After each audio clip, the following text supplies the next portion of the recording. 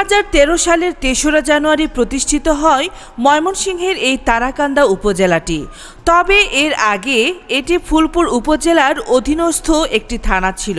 এটি মরাখড়িয়া নদীর তীরে ময়মনসিংহ ফুলপুর পাকা রাস্তার পাশে তারাকান্দা উপজেলা সদরের অবস্থান। আজ শুনবো এই এলাকার মানুষের নির্বাচনী জনমত। যদি আইন শৃঙ্খলা সচেতন তাহলে তো সুষ্ঠু নির্বাচন, আর যদি সচেতন না হয় পক্ষপাতী হয় সে তো সমস্যা। আইন শৃঙ্খলা সুন্দর মতন পরিবেশ গড়ায় যদি তুলতে পারে, আইন শৃঙ্খলা বাহিনী যদি সকল মানুষের স্বার্থের জন্য সে যদি ভালো কাজ করতে পারে, আইন শৃঙ্খলা বাহিনী তাদের জন্য দোয়া রইল এবং কি ভালো কাজ করুক, আমরা দোয়া করি তাদের জন্য।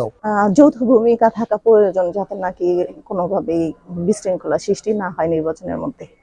আইন শৃঙ্খলা বাহিনী যদি ঠিকঠাক মতন থাকে আর কি এর পক্ষে না যায় তাইলে নির্বাচন ভালো হইব। এটার কোনো অশৃঙ্খল নাই। আর্মি বিডিআর থাকলে তো ভোট দেওয়ানো যাওয়া নিজেব, যাতে কেউ ভোট দেবার গেলে কেউ না হতো না, কেউ কইতো না যে আমারটা দে, কেউ কইতো না এই না দে।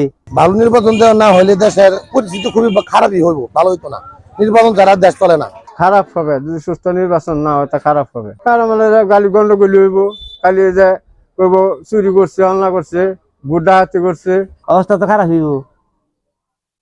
হাসি নাল্লাহান হইব, এর করতে হিন হোক, এর করতে হিন হোক, মারামারি ধরাধরি হারাহারি হইব। 2026 সালে সুস্থ নির্বাচন না হলে দেশের অবস্থা পালহারা নৌকা যেমন হয়ে যায়। আর মনে করেন যে না ছাড়া কি রাজা না থাকলে যেরকম হয় ওরকম আর কি। অনেক কিছু তো ধরার আছে, আমরা তো হেটা পাই না, আমরা তো হেটা লেগে যাইও না, বুঝলেন। আমরা তো কৃষক মানুষ, গৃহস্থী করে খাই, আমরাও তো রাজনীতিত নাই। আমরা কত হয়েছে কি দেশ যদি ভালো হয়ে চলে, এই যদি হাসিনা আরামালে মুন্সিরারে ধরলো, মারলো, ফাঁসি দিল, এই করলো সেই করলো, এইটা যদি হয়তো তো আর দেশ ভালো চললো না। মুসলমান ভাই ভাই একদম যদি শুয়েতে এটাই তো চাওয়া। ভালো জনপ্রতিনিধি যারা দেশ গড়তে পারে, দেশের মঙ্গল হয়, তার জন্য ভালো।